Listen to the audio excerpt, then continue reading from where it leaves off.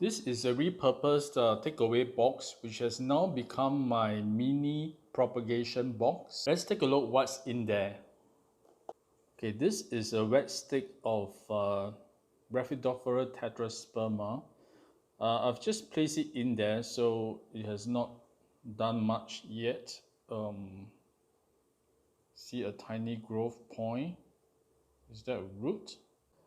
And these are two wet sticks of Epipenium pinnatum, the variegated ones. It was unrooted and without leaves, and now it has grown quite nicely.